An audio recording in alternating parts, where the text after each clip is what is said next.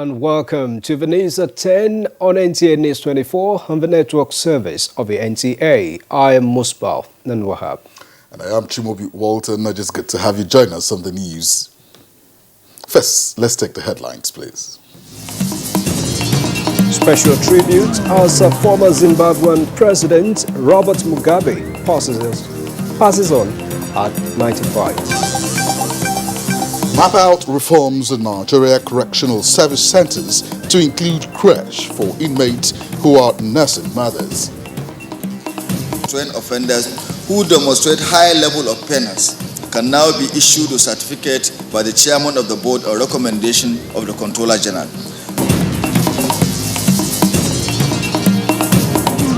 Amicable peace as leaders agree on immediate cessation of hostilities between the Tiv and Jukun ethnic groups.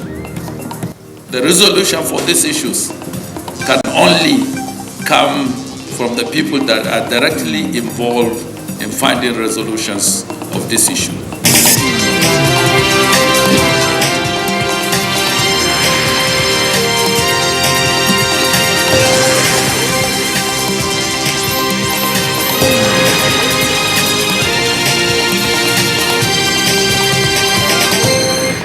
We have the details for you now as we start off with the news of the demise of Zimbabwe's first post-independence leader, Robert Mugabe, who passed on at the age of 95. His family confirmed to the media that he died after battling ill health. Mr. Mugabe had been in the hospital in Singapore since April this year.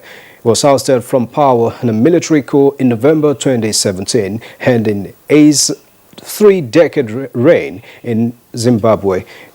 He won Zimbabwe's first election after independence, becoming prime minister in 1980. Mugabe abolished the office in 1987 and became president instead.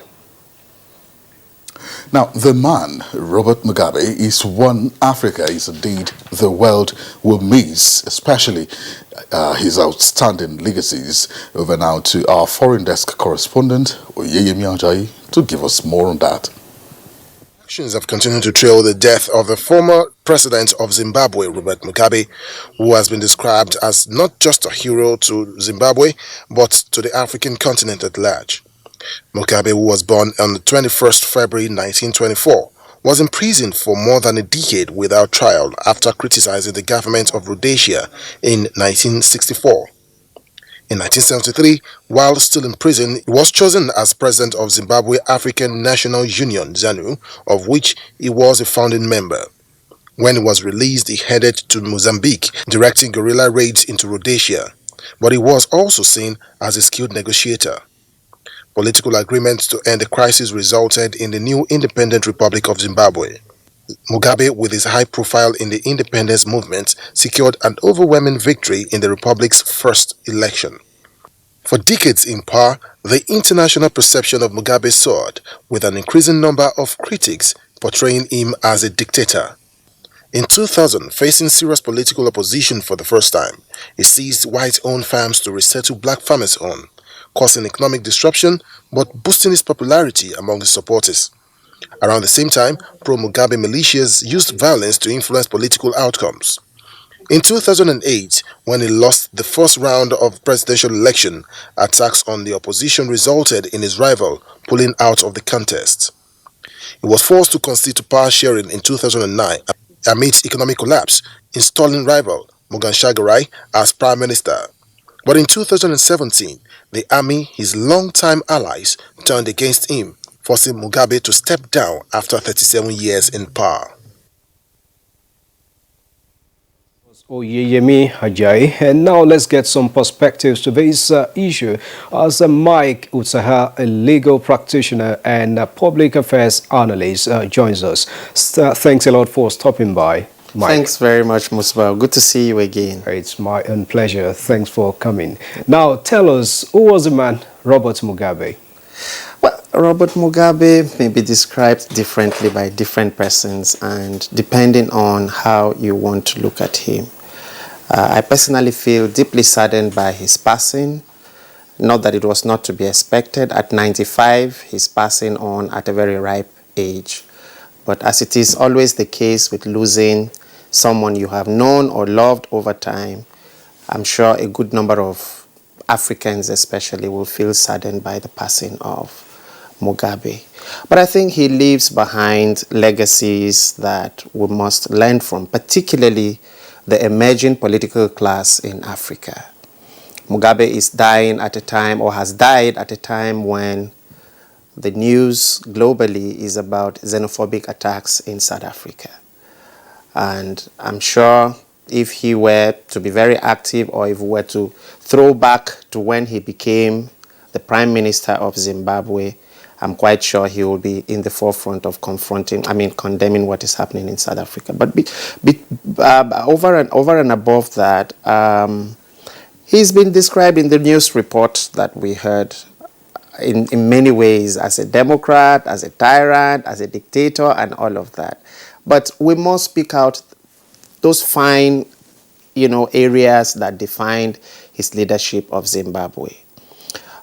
He came into office in 1980 after a very sustained struggle, independence struggle. And I think, for me, this is really the area where emerging political leaders in Africa, in Nigeria, our country, must learn lessons from people like Mugabe. The sacrifice that he made, having served a long jail term before coming out to become a guerrilla fighter, and eventually becoming part of those first class of African leaders that, emerged on the leadership scene post-independence. I'm sure with his death now, there's only one person, the president of Cameroon, Paul Biya, all the others having left the scene, But we must remember Mugabe as a member of that class of African leaders that took on the reins of power soon after independence in Africa. All right, Mike. Robert Mugabe, arguably, has been one of the most controversial African leaders. Sure. Who obviously spent 30 years ruling his country. How nationalistic, was he at the time? Well, if you're looking at it strictly from the point of view of the tenets of democracy, you would say that it was completely wrong for him to have remained in power 30 years down the road, constantly changing the constitution to accommodate his personal interest and all of that. But we must also put in context the situation Zimbabwe found itself in. This is a country that started off on a good note. By 1982, 2 years after Mugabe was in power, Zimbabwe was one of the most, he had set up very strong educational standards in Zimbabwe. Till tomorrow, they can boast of having one of the best educational systems in the whole of Africa. We must remember Mugabe for that. Dictatorship is something that was part of Africa at some point. By the early 80s, all we knew was dictatorship in Africa. So he's one of the last vestiges of anti-democratic tendencies in terms of political leadership. And, negative as it may sound, it may also have its own positive sides. But I think his leaving the scene now basically paves the way for us as Africans, as Nigerians, to see clearly that democracy is the way to go. I'm sure if he had left the scene much earlier than he did, some of the things that were negative things that we attribute to him today may not have come to pass, He became really the bad boy of the global media in 2008, after that contentious election with Morgan Tsvangirai of MDC. So I totally agree with you. 30 years in power, come on. There are other persons that could have come in and could have done probably better than he did if he had laid a solid foundation for someone else to come in. All right, just still in that line, Mike, you just mentioned it. 30 years is no joke. That's a lifetime. Absolutely. You want to agree with me? He had this opportunity to make marks on the sands of time, but now with the way he has governed Zimbabwe, what lessons would you say are there for African leaders and even the Africans at large to learn from his way of life, governance and development of the continent? Well, Musbao, I mean, democracy has standards, and at no point and at no time should we lower the standards for any reason whatsoever. I think this is the lesson we must take away from, the situation in Zimbabwe and what Mugabe as a leader stood for. There are standards in democracy, and we all understand the standards. It may be relatively new to Africa, but we have also practiced democracy from the 1960s, post-independence period, right up to now, with a short break when we had all kinds of military dictatorships all over the place. But this is becoming an aberration, and we must learn lessons from what has happened in Zimbabwe. And for me personally, the protest that led to the ouster of Mugabe is something that, Africans must imbibe. We must begin to reflect that democratic tenet that allows you, to express your views at all times and in all circumstances, And we must all come together. It's a huge lesson for us as Nigerians. The Zimbabweans got up one day and decided that, we can't continue this way. And soon thereafter, we saw what happened in Sudan, Am I advocating for violent protest and all of that? Not at all. But democracy allows you to express your views, to express your sentiments in a legitimate and legal manner. And this is what I call on all Nigerians to.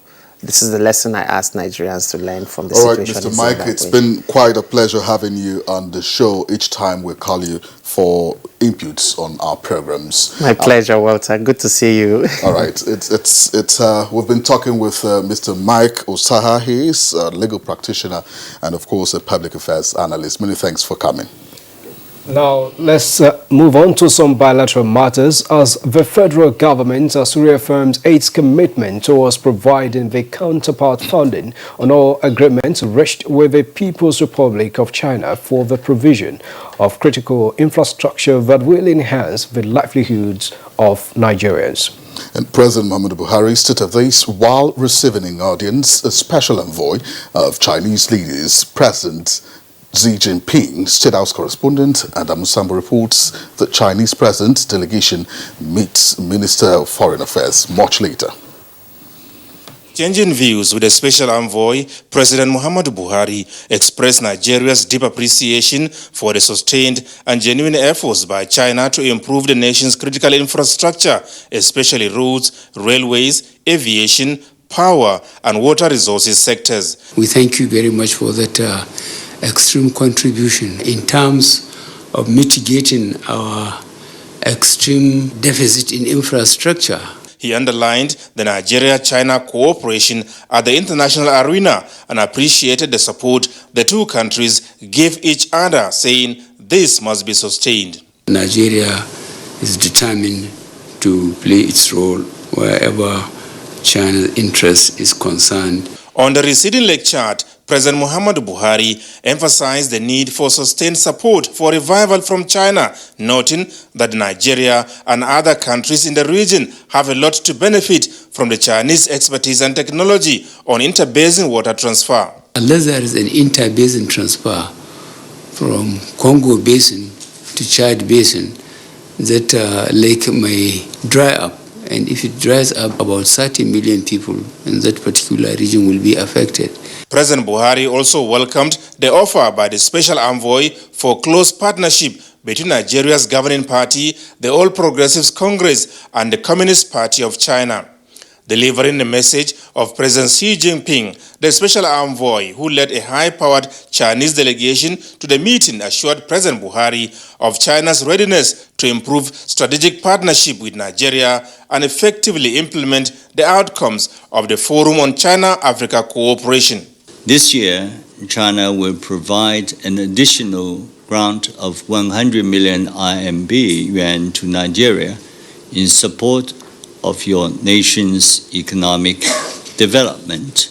Any project that is a priority of Your Excellency is a priority for China. If Your Excellency Nigeria needs anything specific, we are more than willing to study those needs and see if there's anything we can do. With President Buhari at the meeting were the Ministers of Finance, Budget and National Planning, Power, Transport, Aviation, Industry, Trade and Investment, as well as Foreign Affairs. It was a very comprehensive overview of the cooperation really between China and Nigeria. And this is a cooperation that Mr. President appreciates enormously, and we believe that it is playing a key role in Mr. President achieving one of his main priority objectives,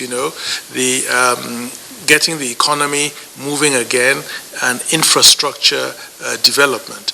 The meeting discussed the status and implementation of several ongoing projects being undertaken by Chinese firms in the country, including railways, free trade zones, Mambila Hydro Power Plant, and 4 airport terminals.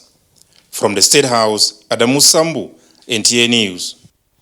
Meanwhile, the Chinese government says it is holding with high esteem the decade-long relationship and cooperation with Nigeria on development agenda on economy, technology and infrastructure. This was a message delivered by a special representative of President Xi Jinping during a visit to the Nigeria's Minister of Foreign Affairs, Geoffrey Onyeama, in Abuja.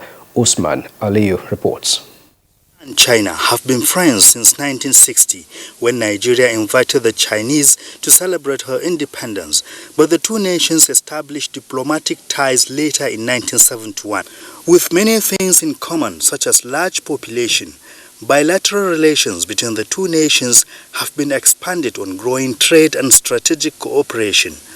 This meeting, therefore, is symbolic and assuring on the partnership in key infrastructure development such as rail, road and energy.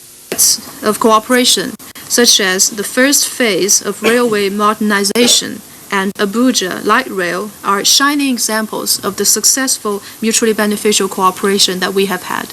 In which you have also demonstrated in a very, very concrete fashion very practical support for this continent, and of course Nigeria is a beneficiary also. That great partnership for investment deals made President Buhari to visit China twice in 2016. This the Chinese see as a serious commitment more than ever before. In Abuja, Usman Aliyu, NTA News. You're watching the news desk at 10 on NTA News 24. Time beckons now for our first break. Do stay with us.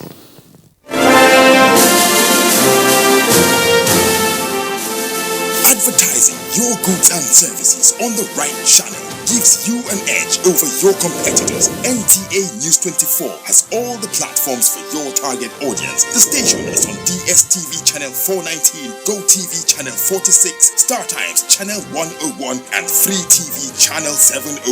With our digital format and wide range, we can reach your customers in next to no time. We are eager to promote your business, goods and services. So partner with us for a very rewarding business experience. For more information, please call Henry on 0803-379-0884 or visit our office at NTA Headquarters, Area 11, Garki, Abuja. NTA News 24. News and more news. Welcome back to the news. President Muhammadu Buhari has granted audience to the chairman of the Southeast Governors Forum and Governor of Ebonyi State, Dave Umahi. State House correspondent Adamu Sambu reports that during their meeting held behind closed doors, issues relating to the security and developmental aspirations of the Southeast Zone were discussed. Governor Dave Umahi told newsmen that the governors and the region firmly appreciate President Muhammadu Buhari for his prompt response to the deplorable situation of the Akanu Ibiam International Airport in Enugu.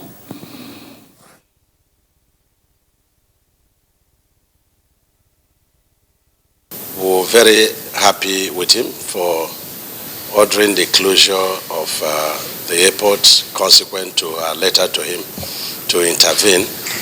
And that closure has saved a lot of lives because if you land at that tarmac, you will see that the tarmac was gone. We are aware it wasn't constructed by the present administration, but the tarmac became bad as soon as it was completed. So we discussed about the timeline for the completion.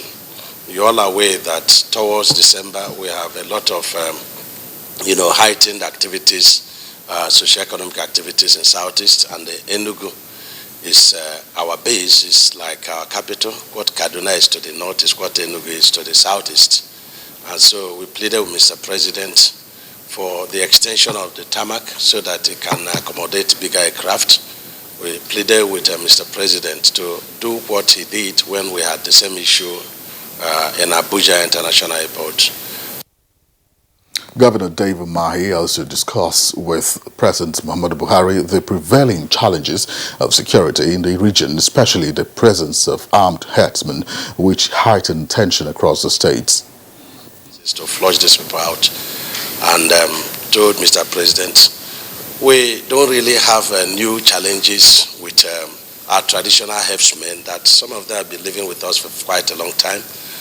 But the foreign herdsmen, most of them don't even speak Hausa, neither do they speak Fulani or English, and a number of them has been called by security agencies, and this introducing a new dimension in the name of herdsmen. So we informed Mr. President that we, as governors of Southeast, we ban these foreign bandits in the name of herdsmen. And so we let Mr. President know that. Of course, we also reminded Mr. President about railway to Southeast and to extend gas pipeline to the industrial zones of the 5 states of Southeast. The governor also, during the visit, forwarded the request of the stakeholders from the Southeast region for an audience with the president at his convenience. Now away from Nigeria, Vice President Professor Yemi Osinbajo says more young people are leveraging on opportunities in agriculture through the use of digital technology, which is changing the face of the sector in Nigeria and Africa. Vice President Osinbajo stated this during the presidential discussion session at the African Green Revolution Forum in Accra, Ghana, with the theme, Grow Digital, Leveraging Digital Transformation to Drive Sustainable Food Systems in Africa. It will not completely revolutionize agriculture because practically everywhere that these disruptive technologies have touched, they've been completely revolutionized. And I'm not so sure that we have a choice. I don't even think we have a choice. I think it's inevitable. And what we're going to see is that, by and large, digital technology is simply going to change the face of agriculture in Africa. The Vice President added that Nigeria is looking at the application of digital technology, not just in agriculture, but in the sector, society, and economy as a whole. The African Green Revolution Forum is a premier platform for African and global leaders from both the public and private sectors to advance policies, programs, and investments, as well as harnessing agriculture in ensuring food security, increasing income, and promoting economic development. The Vice President has returned to Abuja. Now, more sectors of the economy are beginning to receive the needed investment opportunities through the Focus Labs. Chimobi Water Naji already has that package for us.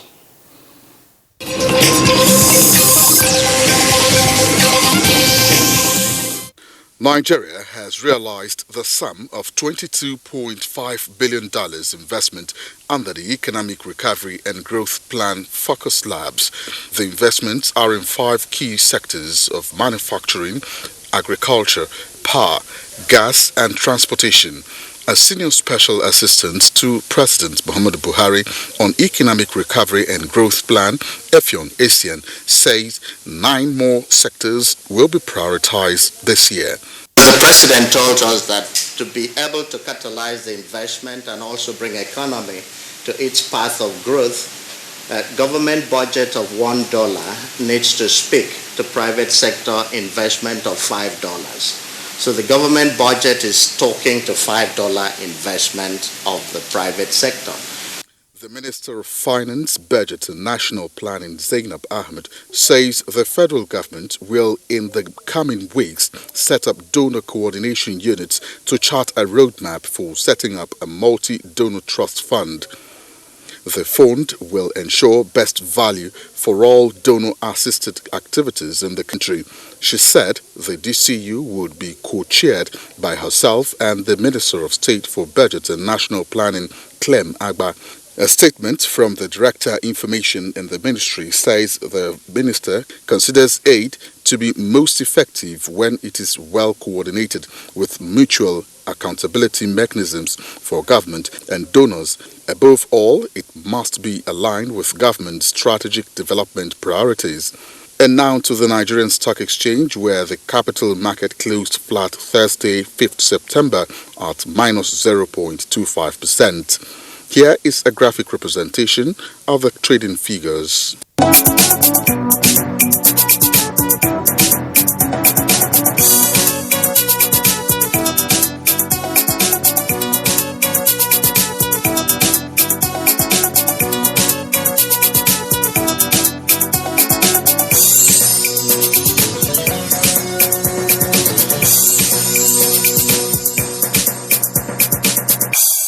With business news, I'm Chimubi Walter Naji.